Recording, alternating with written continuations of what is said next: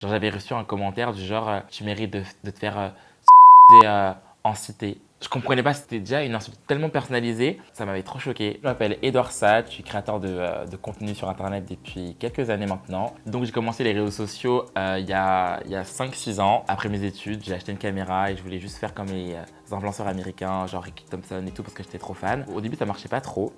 Et après, j'ai fait une vidéo avec mon petit frère qui a fait 1 million de vues en un mois. Et c'est là que j'ai pris énormément d'abonnés.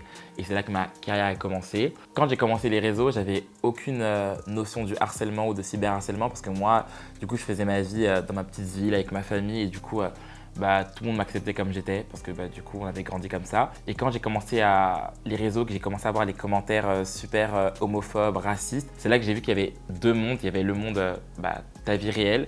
Et du coup, la vie en dehors de ta réalité, les réseaux sociaux. Et j'étais grave choqué, j'étais pas préparé. Au début, je le vivais super mal parce que du coup, c'était quelque chose de super inconnu pour moi. Le fait qu'on me pointe ma différence en me faisant plein de remarques homophobes, des p***, des t'es gay, je comprenais pas trop.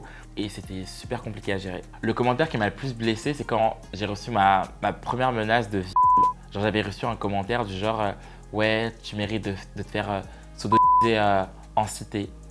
Et j'étais en mode, mais déjà, je comprenais pas, c'était déjà une insulte tellement personnalisée, ça m'avait trop choqué. Et après, c'était beaucoup de menaces de mort, oui, tu mérites de te faire tuer, tu mérites toujours de te faire violer. En fait, on s'y fait pas. Maintenant, je suis habitué, mais c'est toujours un peu surprenant de recevoir des menaces aussi personnalisées. J'avais sorti un clip musical où j'embrassais un garçon en septembre 2021. Et 2 mois plus tard, en octobre 2021, du coup, j'ai subi ma première agression dans le métro et je me suis fait cracher dessus. Et c'était ma première agression physique dans la réalité. Et du coup, j'étais super choqué. Il y avait énormément de personnes sur le quai et personne n'a rien dit. Alors que le mec, il est venu en face de moi, il m'a dit espèce de gros je vais te et il m'a craché dessus. Et il n'y a personne, il y avait même des hommes beaucoup plus âgés que moi, il n'y a personne qui a rien dit. Et je trouve ça super lâche, c'est pour ça que maintenant je peux plus prendre le métro parce que pour moi le métro c'est un endroit où on est trop vulnérable, que tu sois une fille, que tu sois du coup un homme comme moi et tout. Si tu sais pas trop te défendre ou si t'es un peu connu sur internet, il peut tout arriver et personne ne va rien faire. Donc en fait, je trouve que le monde d'aujourd'hui, il y a des gens ils sont un peu lâches et je trouve pas ça super cool. Après 2 mois plus tard, comme je l'ai expliqué dans la vidéo que j'ai mise sur mon Instagram, j'ai commencé à perdre mes cheveux, donc j'ai dû voir un psy, puis des dermatos. Et après, c'était une boucle, parce que dès que j'étais stressé, je perdais encore plus mes cheveux. Et c'était horrible. Après, il y a des gens qui ont voulu rentrer dans mon bâtiment quand je rentrais chez moi pour m'agresser.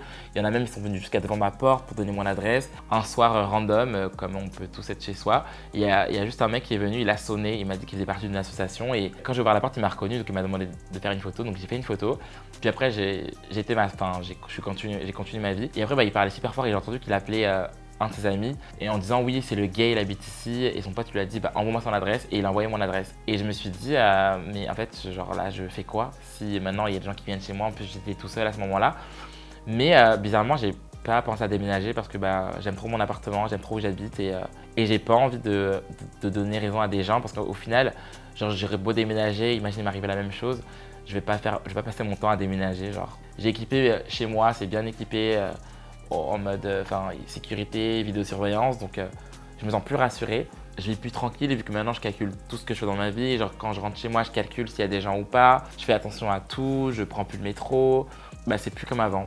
Genre maintenant je fais attention à tout et ouais, j'ai peur qu'un jour il m'arrive quelque chose parce que après mon agression dans le métro, je me suis dit que la prochaine étape c'était l'agression physique et maintenant je suis préparé à me faire un jour agresser physiquement. Genre je sais pas ce que je me souhaite, mais maintenant je suis préparé psychologiquement.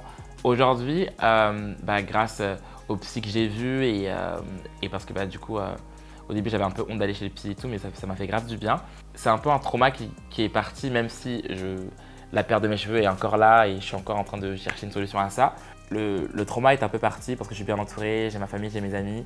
Et puis de toute façon, si demain il doit m'arriver encore quelque chose, il m'arrivera quelque chose, que je le veuille ou pas. Donc au final, j'ai pas envie de vivre dans la peur, même si c'est quelque chose qui reste toujours dans un coin de ma tête. Au début, j'étais pas out quand ça s'est passé, quand mon harcèlement s'est passé.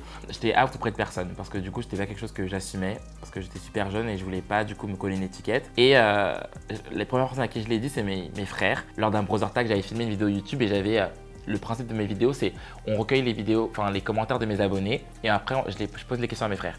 Et j'avais écrit une fausse question. J'avais écrit oui, si j'étais gay, qu'est-ce que vous penserez? Et il m'avait dit du coup rien. Et du coup, j'ai coupé la caméra et j'avais dit, bah voilà, je suis gay. Et du coup, bah, c'est comme ça que j'ai fait mon coming out. Donc, mes frères s'en foutaient. Et mes parents, ça a été plus compliqué vu que c'est pas moi qui l'ai fait, c'est quelqu'un de ma famille qui a été leur dire. Donc, du coup, j'ai dû assumer quelque chose que j'étais pas prêt à leur dire. Donc, ça a été un peu plus compliqué avec mes parents. On ne s'est pas parlé pendant quelques temps et tout. Et du coup, aujourd'hui, tout va bien, mais c'était un peu plus compliqué. Et mes abonnés, bah, c'est quand j'ai sorti mon clip musical où j'ai embrassé un garçon. Et j'ai pas voulu faire un coming out en mode je le dis, j'ai juste embrassé un garçon. J'ai déposé la vidéo et j'ai laissé faire les choses. En faisant mon coming out, je me suis dit que tout allait se calmer vu que maintenant j'apportais une réponse aux gens, bah, qu'ils allaient me laisser tranquille et tout ça. Et au final, bah non, ça a doublé de volume parce que du coup, il y avait les personnes qui pensaient que je l'étais et qui du coup avaient leur réponse. Puis après, tu avais les personnes bah, du coup, qui étaient totalement homophobes et qui voulaient juste bah, du coup, encore plus m'insulter, encore plus m'harceler.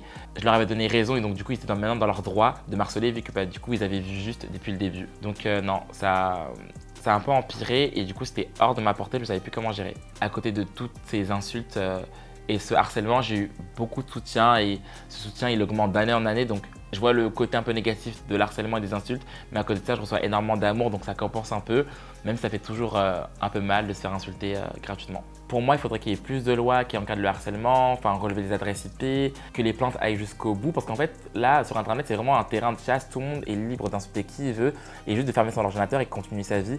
Sauf que les gens, ils se croient un peu tout permis, donc en fait, moi, je reçois plein d'insultes et finalement, bah, ça va nulle part, t'as beau porter plainte, t'as beau...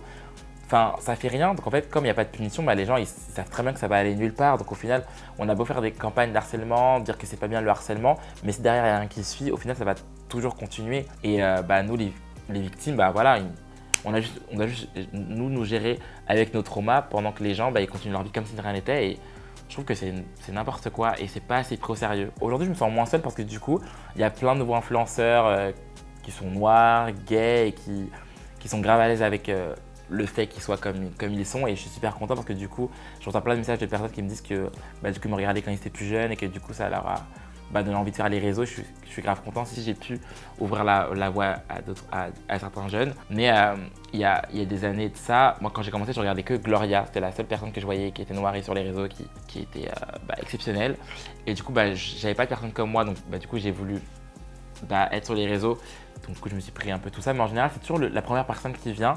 Bah, elle est toujours, c'est toujours la première personne qui s'en prend plein la gueule, mais après les personnes qui suivent, en général, elles ont un peu plus de facilité et je pense que c'est ce qui arrive avec moi. Et finalement, bah, j'ai eu plein de soutien et aujourd'hui, je me sens mieux, je me sens écouté et j'ai juste envie d'aider tous ceux qui vivent la même situation que moi, vu que moi, j'ai une voix que les gens entendent et j'ai envie de parler pour tous ceux que les gens n'entendent pas forcément. Et aujourd'hui, je me sens bien et je me sens à l'aise avec ce sujet et je suis content d'en parler et que les gens voient un peu ma réalité.